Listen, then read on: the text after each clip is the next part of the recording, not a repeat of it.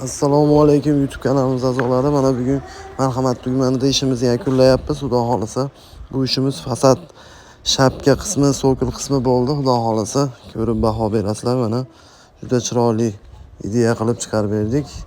Hop, bu oq, mokrik tillarang aralashtirib qildik bu ishimizni. Shapkamizni taylariga navo uslubda qildik. Xudo xolasa mana eshikka qarasanglar, eshikka bir-biriga mos bo'lib turibdi. Xudo xolasa mana ichkari joylarimizni ham ko'rasiz hozir. Eshikda ham tillosi bor. Oq tunikamizni ham tillarang aralashgan joylari bor mana.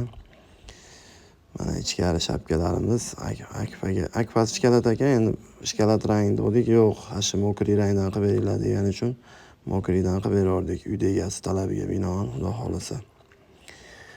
Kimga shu xizmatlar kerak bo'lsa, bemalol nomerimizni opisaniyada qo'yganmiz.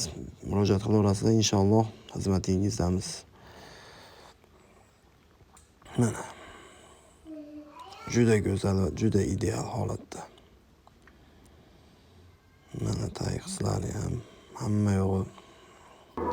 Bu tunikamiz 0.37 qalinlikda bo'ldi. 130 ming so'mdan qilib berdik. Xudo xolasa. Mana taglari ham bir-biriga chiroyli bo'lib tushyapti.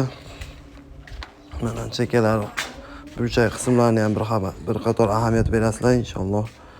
Qo'ldan kelgancha zo'r qilib chiqardik. Turba tarnovlarni ham qo'yib berdik. Tarnovimiz metri 55 ming so'mdan, turbamiz metri 45 ming so'mdan. Hamma yo'q ichida uni ham.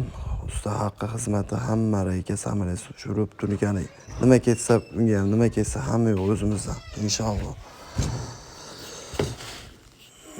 Yana bir qator ko'rsatyapman eshik taglarini.